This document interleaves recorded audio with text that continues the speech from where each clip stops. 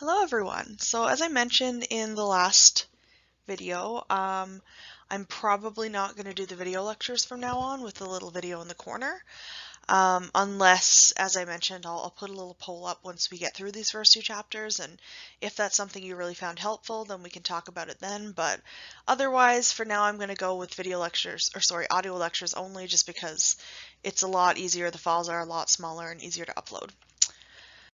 So, we are going to talk about the last module of Chapter 2 today, which is a statistical primer. So I know a lot of students, as I mentioned right at the beginning of this chapter, they have a lot of anxiety and worry, fear, maybe even about math and stats, and those words tend to kind of invoke some negative feelings in people. So I'm going to make this as painless as possible. We're not going to go into any detail at this point. It's basically just to show you a few of the different types of statistics we can do in psychology and how they can help us analyze our data sets that we get from our research.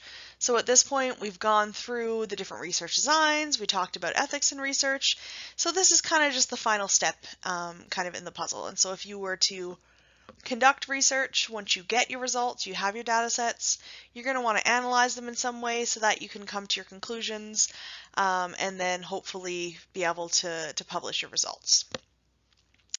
So the very first thing that I'm going to talk about is something called descriptive statistics. So we're assuming at this point you've completed your study, you have some results available, and there are two things basically you're going to want to do with those results. First, you want to organize and describe them, which is where the descriptive statistics come in. Next, you're going to test to see if any differences between the two groups or conditions are meaningful. So we'll get into that a little bit later. That's called inferential statistics, but for the purpose of this lecture, we're mostly going to focus on the descriptive statistics because a lot of these things are actually concepts that you've probably actually heard of before in your math classes. Some of them are pretty basic, so we'll talk a bit about what descriptive statistics is and what it can entail.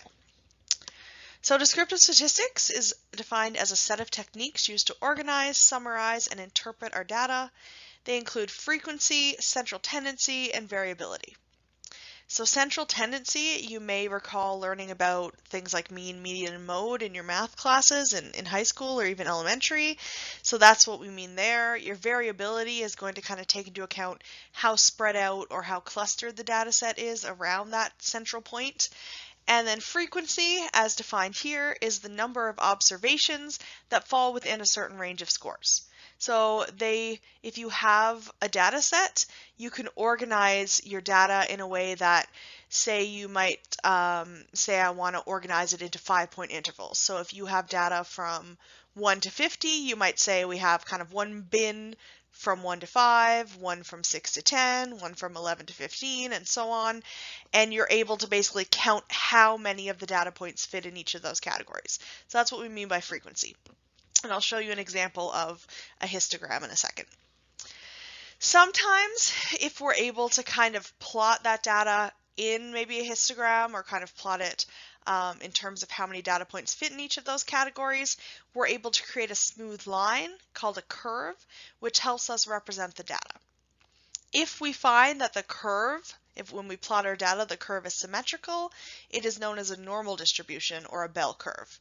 So these type of curves, this normal distribution, is very, very important in statistics because we like to think that a lot of variables, if we collected a ton of samples, would eventually kind of approximate that normal curve. And it helps us with not only our descriptive statistics, but also our inferential statistics, where we're trying to come to conclusions about our data set.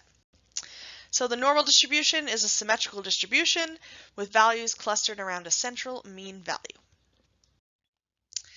So here, like I mentioned, is an example of a histogram. So you can see if we were graphing psychological data, we've got some test scores here from 300 to 700, and it seems like the majority of our scores are falling within that 500 category.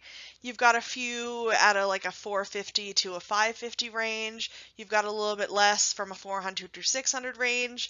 And so basically you can see how we would take the number of data points that fit in each category. So you see the frequency on the side, the 1, 2, 3, and 4, and then you would plot how many fit into each of these categories. And in this case, if you were to make a curve, that connected all of the dots here, or sorry, all of the kind of corners of those bars, you would see that it would make a very nice smooth symmetrical curve. So this kind of data would approximate a normal distribution. Sometimes, however, a curve may show what is known as a skewed distribution. So basically, if we're talking about the normal distribution as being symmetrical, so even on both sides, the same on both sides, a skewed distribution is kind of the opposite of that. It's an asymmetrical distribution with a large cluster of scores on one side and a long tail on the other. So you can see them in the examples at the bottom of the slide here. So if we have a negatively skewed distribution, it's shown as a curve with an extended tail to the left of the cluster, while a positively skewed distribution has a long tail to the right side of the cluster. And it kind of makes sense because if you look at these little graphs here, so the first one to the, I guess the left side here on the screen would be an example of a negatively skewed distribution. So you can see how the majority of scores are in the higher percentiles, but we do have a few scores that are way lower than average. So we see that the tail kind of reaches out towards the left side of the graph. And then you can kind of see the opposite thing here in the other graph, where a positively skewed distribution, it appears that the majority of grades are within the 80 to 85 range, but we do have a few that are in, 95 to 100 range. So again, you have that tail that's kind of swooping to the side of the graph. So in this case, this would no longer be labeled as kind of a normal distribution. Instead of being symmetrical, it's asymmetrical because one side is longer than the other. Next, we'll talk a bit about central tendency. And at the beginning, just then, I kind of mentioned that central tendency is something that you're probably familiar with, even if you don't really know exactly what it is at this point. But when we're examining data, we often wish to look at where the scores cluster. So we want to see what is the most common score. What is the score that kind of can give us an approximation of the middle of our data set? So central tendency is a measure of the central point of a distribution. There are three different measures that we use in psychology, and those are the mean, the median, and the mode. So each of them are useful in certain circumstances. The one that we probably use the most in terms of analyzing data is the mean. It's involved in a lot of statistical calculations, but we can also look at some cases in which the median might be more representative of the middle of that sample, and in other cases, more rarely, we do rely on the mode. So when we talk about mean, we're talking about the arithmetic average of a set of numbers. So basically, if you had a data set, you would take every single number in that set, add them all together, and divide them by the total number of data points. And that would give you the average of that set. So that's how we calculate our mean. The only issue with that is that, say if we were measuring something like income, and I'll show you a visual example of this in a minute, and the average income of, this small town was around $40,000, $50,000 a year. So you have a lot of people within that range. But suddenly you have somebody who's a multimillionaire move to town, and they're making $10 million a year. So if we use the mean, where we're adding up all the numbers and dividing by the total amount, say there's only 20 or 30 people in that town, that one multimillionaire who has that super large income is actually going to pull that average number way up towards that extreme value. So even though the average person in that town makes, say, 40, 50,000, if you add all of their incomes together and divide by the overall number, if you're including that multimillionaire in that example, then maybe your average or your mean of that data set is going to be 100,000, which obviously is not really indicative of where the true middle of that data set is. So in cases like that, we want to use what's called the median. So the median basically refers to the 50th percentile. It will be the point at which 50% of the data set is higher and 50% of the data set is lower than that point. So with that in mind, if you were to try to find the median of a data set, basically every low number is going to cancel out one higher number.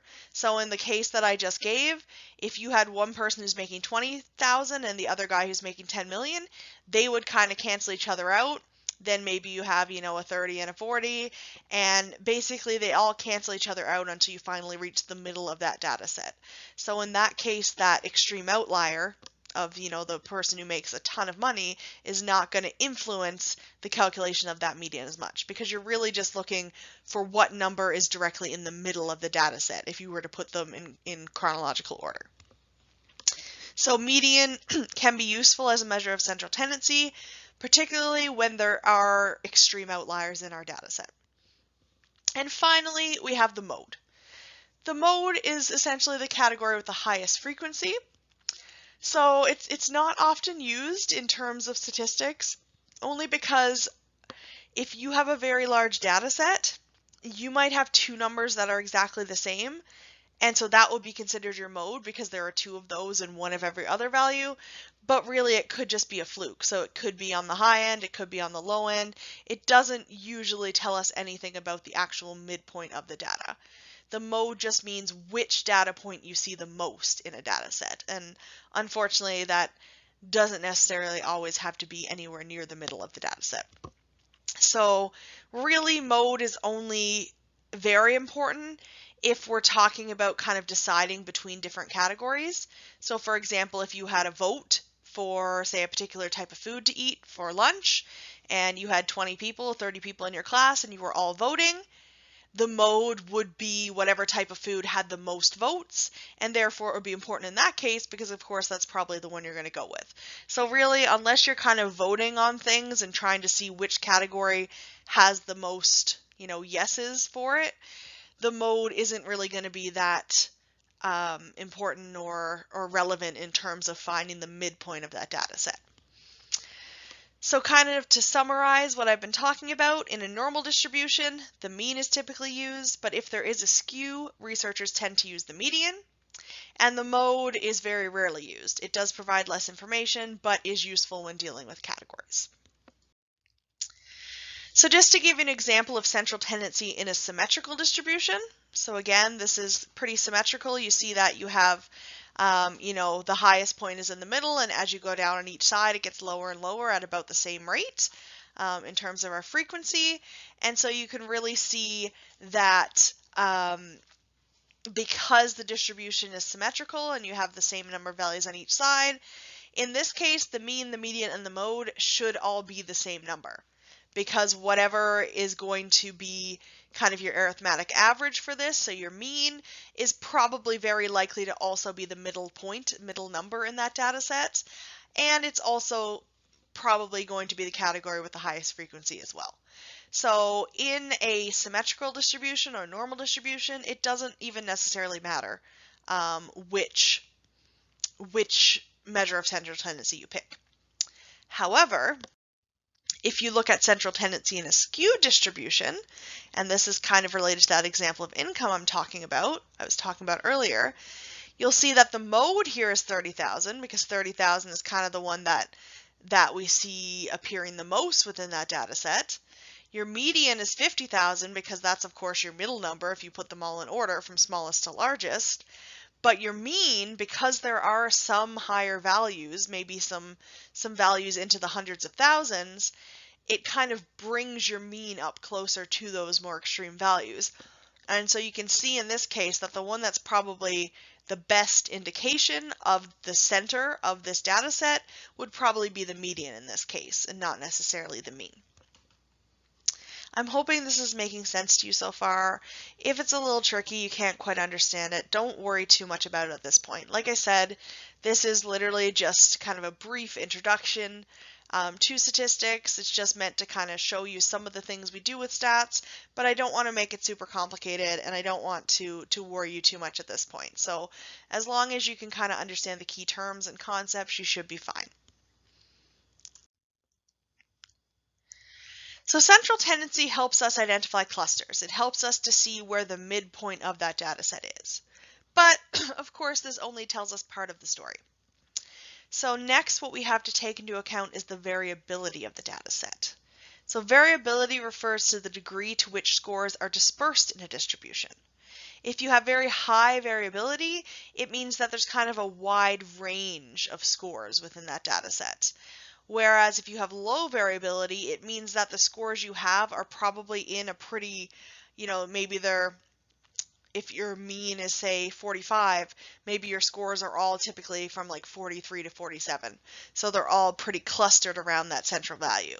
Whereas if your mean is 45, but you have a lot of scores that are kind of in the mid 30s and the mid 50s, then you're probably going to say that data set has a lot more variability. So basically, I think of variability as how tightly clustered or kind of how spread out the average data point is around that measure of central tendency. So typically around the mean. So in order to take this variability into account, we would compute what we call a standard deviation. So a standard deviation is a measure of variability around the mean, which basically helps us estimate the average distance from the mean. So again, if your data set, you have your mean is 45, and you have, a lot of values that are, 43, 44, 46, 47.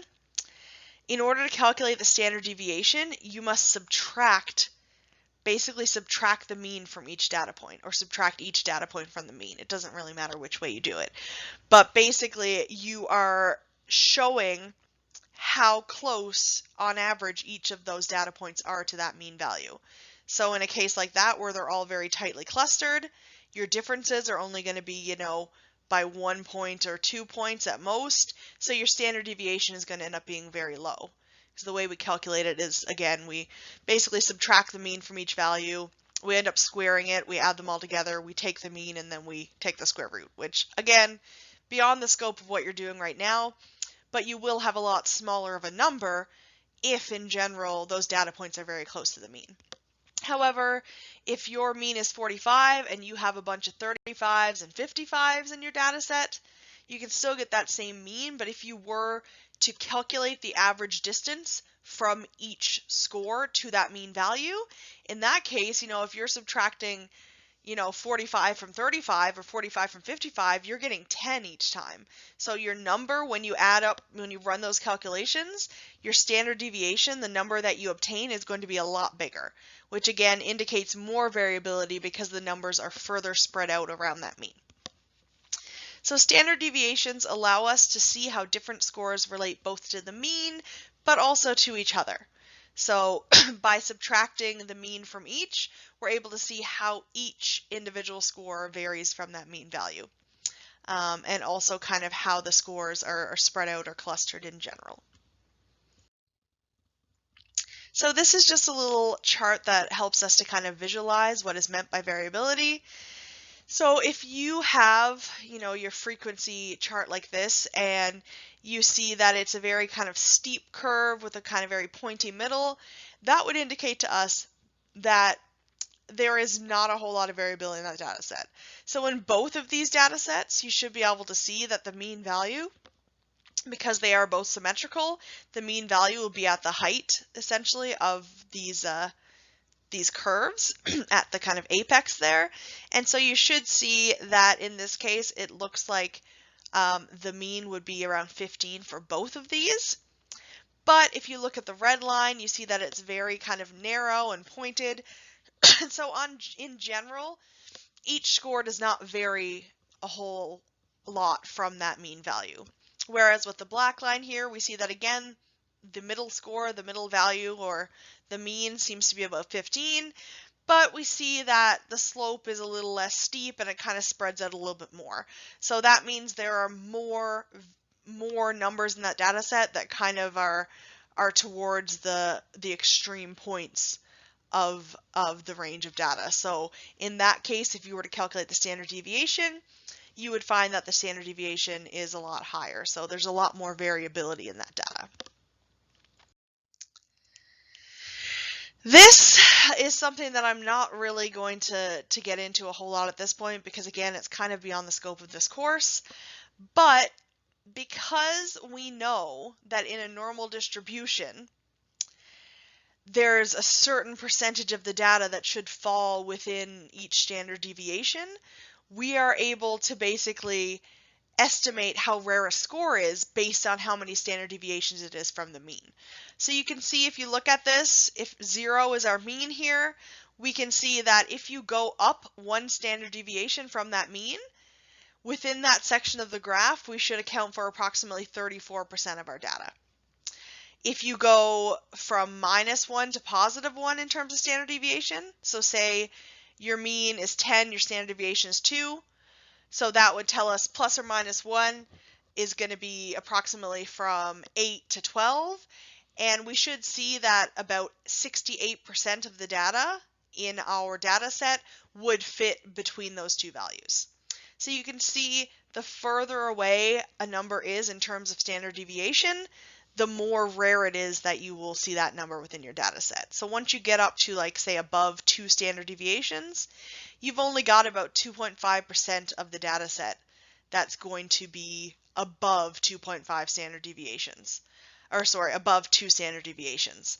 So at that point, you're able to say, you know what, this was a very rare result, therefore it probably wasn't likely to occur due to chance, and it probably means there is something really going on here. But again, don't worry too much about it at this point. It's just meant to show you kind of how we can use that normal distribution to help us estimate the probability of obtaining a certain score or a certain result. So that's pretty much it for descriptive statistics. So if you can understand essentially kind of the measures of central tendency, as well as a little bit about what variability means and why it's important to us, that's pretty much all you need to kind of keep in mind at this point. Next, after we've described our data, we need to move on to hypothesis testing. So we want to know whether the data set that we've obtained can be used to support a hypothesis. So we talked about a hypothesis before. It's a specific prediction that's used in research. So a hypothesis test is a statistical method of evaluating whether differences among groups are meaningful. So we want to see whether or not there is a statistically significant difference between two groups, say a control group and experimental group. And if the difference is so large that we feel like it probably wouldn't occur just due to random error or chance, we would probably say that that result is statistically significant. So it really does seem like our independent variable or whatever we're using within our research was the thing that caused the difference rather than just random chance. So if you look here, there's a little figure that talks about testing a simple hypothesis. Again, you'll notice that all of these figures say 2018 at the bottom, but I have been reading the current textbook, which is the copyright 2021, the third edition. And even though these are all diagrams from the old textbook, they are all exactly the same in the new textbook as well. So regardless of which one you're using, the figure numbers and names are all the same. If they weren't, I would let you know. So we see in this case, if we wanted to see whether texting reduced loneliness, for example, we could randomly assign students to either a text messaging or a no text messaging group. So basically then what we would do is we would calculate their average scores of loneliness. We'd use some kind of assessment for loneliness, some kind of scale. And what we want to see then is if the difference we see between the means of the two groups is significant enough that we would expect it to not have occurred due to chance. So therefore we can say, yes, it was based on whether or not they were text messaging. So in this case, our independent variable would be whether or not they're allowed to text message. Your dependent variable would be the score on that loneliness scale. And so in this case, if we saw that students who were allowed to text message had a mean test score of 78, and students who were not allowed to text message had a mean score of 81, well, we know there's a difference, right? There's a difference of 3 points. But is that enough of a difference to be considered significant? How can we determine whether or not that 3-point difference is enough to say, yeah, you know, that text messaging really did make a difference in their loneliness score? So that is where that variability comes into account, because you can have two distributions with the exact same mean that are very different in terms of their variability and their spread. So I'll show you kind of what I'm talking about in the next slide here. So you can see, following along with this example, we had said that our means for texting were 78 and our means for no texting are 81. So both of these graphs, if you look at them, have the same means, but you can see that they vary significantly in terms of how much overlap there is between the two curves. So if we're looking at A here, and we see that our texting was a 78 and our no texting was an 81, We look at the curve though, they're pretty narrow. So we would say the variability within each of them is not very high. So if the mean is 78, maybe the majority of scores are fitting between, 77 and 79. They're not really spread out very far. Therefore, the difference between that and our no texting mean of 81 seems to make a lot greater of a difference. So they really seem to be kind of further apart, despite the fact that they're still only technically 3 digits apart. However, if you look at B here, we see that there is a lot of overlap between the distributions of scores. So there's a lot of variability. The scores are very spread out. So it's not really fair of us to say then, well, a 3-point difference really is kind of something that looks like it really made a difference. Because in this case, it seems like even though there's still that 3-point difference between them, there were still a lot of kids in the texting group who were getting above 81 for the loneliness, and there were still a lot of kids in the no texting group who were getting far below 78 in terms of their score of loneliness. So you can kind of see, hopefully, how the amount of variability within the data sets can greatly affect whether or not we can conclude there was a significant difference.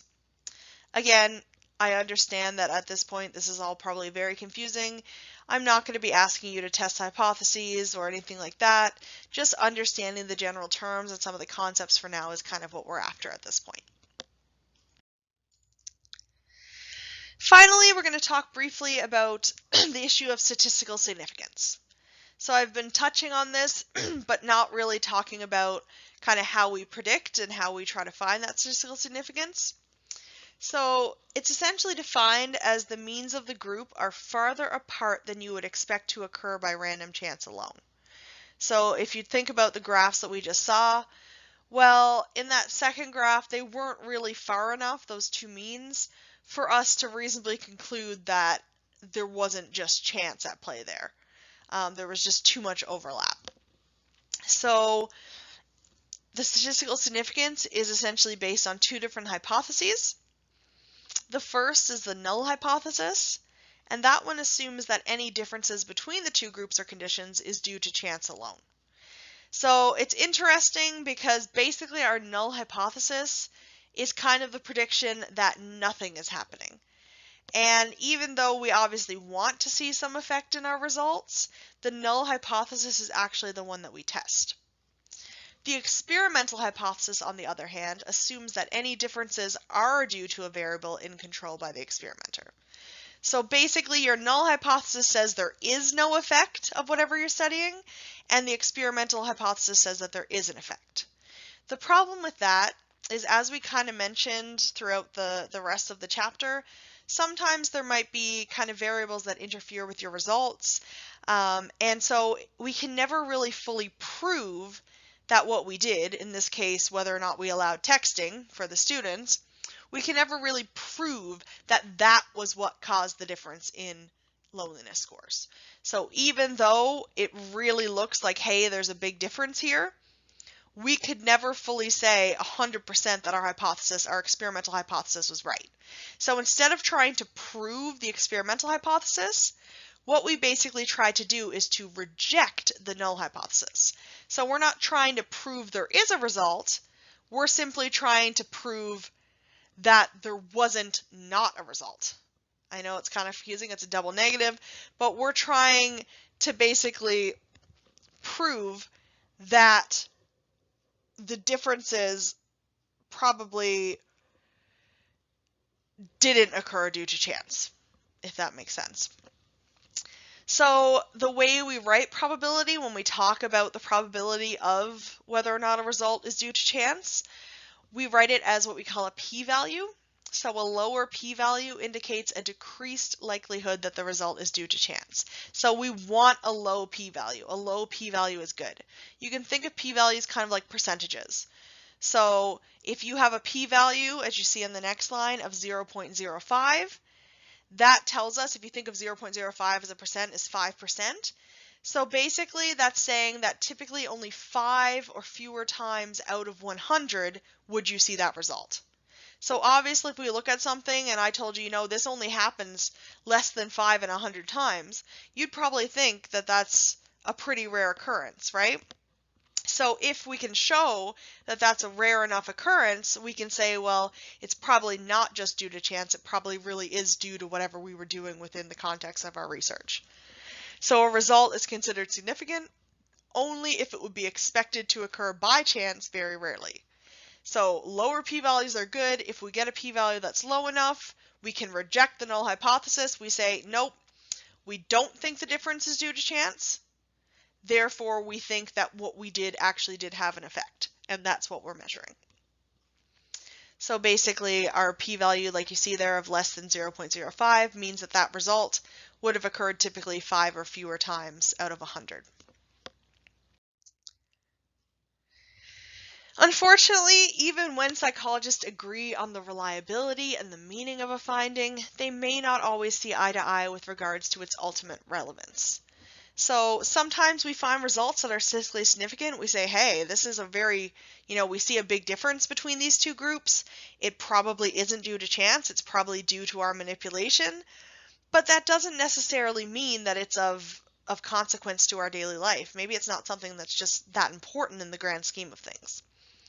Furthermore, even though we can obtain significant results in some cases, it does not guarantee that other researchers will be able to find the same result. So we talked a bit about this when we talked about the replicability, so the fact that in order for research to really be accepted and to be considered kind of reliable, we need to be able to replicate it. We need to be able to find those results if we were to conduct the same kind of study again. And unfortunately, that's not always the case. So basically what researchers are encouraged to do is examine not only statistical significance, but also something that we call effect sizes. So an effect size basically measures the weight of the effect. It tells us kind of how important the effect is. Because as we mentioned before, statistical significance doesn't really tell us that it's actually important to daily life, but the effect size is hopefully going to tell us kind of how important, how strong that effect is. So it can tell us basically how much of the differences we're seeing in that dependent variable are related to or explained by the independent variable. So again, just to go back to that same example, if we found that there was a statistical significance between the group that was allowed to text and wasn't allowed to text in terms of their loneliness scores, we would basically want to look at the effect size to see, okay, how much of that difference in loneliness scores we're seeing is actually related to whether or not they were allowed to text. Maybe there are a lot of other variables and confounding things that are affecting our results. So basically, to kind of summarize that, our effect size is telling us whether our value, our significance is statistically small or large. So your text does provide an example of working the scientific literacy model with respect to statistical significance. Again, not going to go into detail here.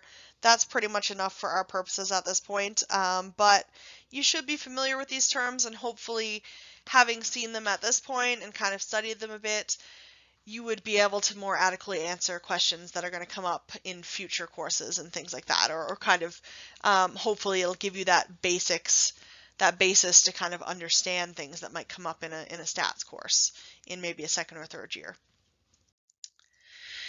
So in summary, just to kind of list some things that these actually came from the older textbook, but I thought they were really kind of important to include here. You want to keep certain things in mind when you're faced with statistical information. It doesn't matter, how it was calculated really, or well, not how it was calculated, but it doesn't matter so much whether or not you were the one who was involved in calculating it. When you are reading a research article or you're reading a textbook and you see these numbers, you want to keep a few things in mind. So the first is you're going to ask how the number was computed. So was it from a census? Was it from a very small study? Basically knowing, how many participants were involved, what kind of research design was involved. That's definitely going to make a difference in terms of how seriously you should take that information and those results. The second thing to keep in mind is asking about base rates and absolute numbers. So sometimes certain, I don't want to say scientists, I mean sometimes it may be the scientists, but a lot of the times it's people who are not well versed in science. They'll try to use statistics to kind of scare you. And a lot of the time they might make what is a relatively small risk look a lot larger than it is. So for example, if I told you that, and I'm going to make something completely up, if I told you that eating an apple every day is going to increase your risk of stomach cancer by 300%. That sounds really dramatic, it sounds really scary, but 300% basically just means it's increasing it by approximately 3 times the value. So if your risk at the beginning of getting stomach cancer was, say, 10%, a 3 times increase in risk is going to be really large. It's going to bring up to 30%. However, if your risk of getting stomach cancer in the first place was only 0.0001%, then increasing that by 3 times is only going to make it 0.0003%. So it's not as big of a deal. So you really need to know about the base rates and where those numbers are coming from in the first place before you can kind of decide how dangerous something is in terms of a relative risk. It's really easy to mislead by simply using percentages and not really giving those base rates. The third thing you want to do, and this kind of relates back to what we talked about in the first section of this chapter, is ask how the terms were defined.